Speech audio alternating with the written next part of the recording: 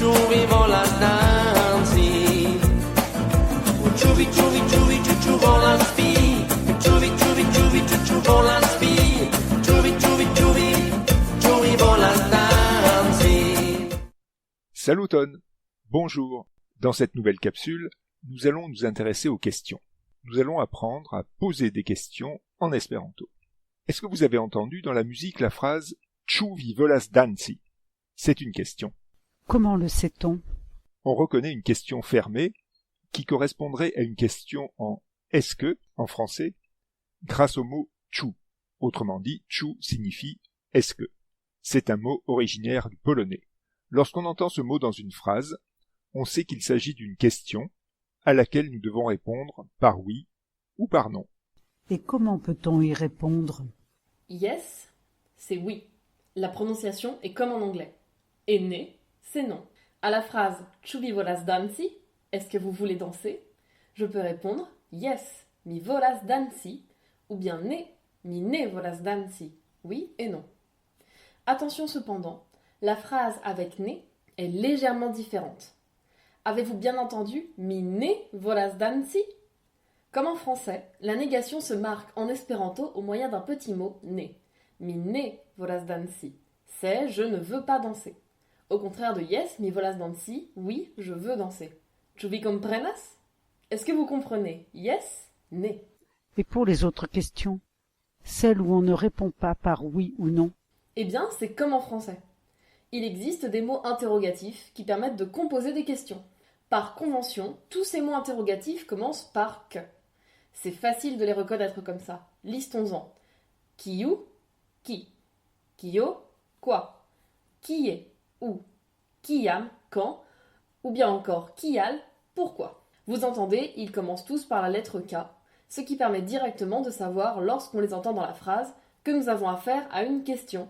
C'est comme en français qui, que, quoi, quand, combien, comment. Ĉu vi volas danci? Ĉu vi, ĉu vi, ĉu vi, ĉu volas spi? Ĉu vi, ĉu vi, ĉu vi, ĉu volas spi? Ĉu vi, ĉu vi, ĉu vi volas danci?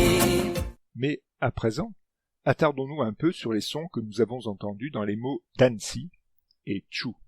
Dans une précédente capsule, nous vous avons dit que certaines consonnes, en espéranto, ont des accents, qui n'existent pas en français. Nous avons ici un bon exemple.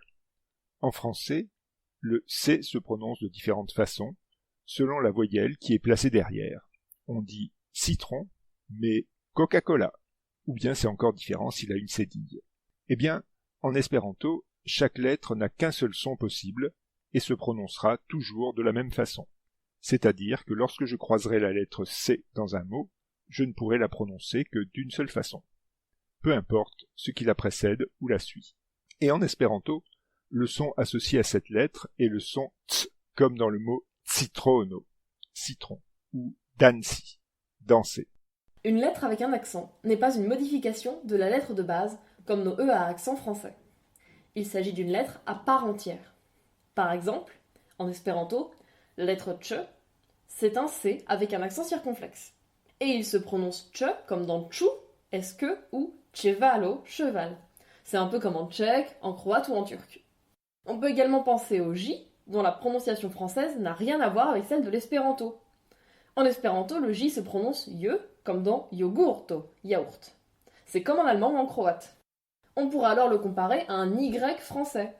Le son J du français s'obtient en espéranto grâce à un J avec un accent circonflexe, je, comme dans le mot jet kubo, un dé à jeter. Alors, il existe des consonnes avec et sans chapeau ? Et chacune a un son qui lui est propre ? C'est bien ça ? C'est exact, et chaque son, en espéranto, se prononce bien séparément. Prenons le mot elefanto, qui veut dire éléphant. Vous entendez bien en français le son en, la fusion du A et du N. En espéranto, on ne fait jamais cela.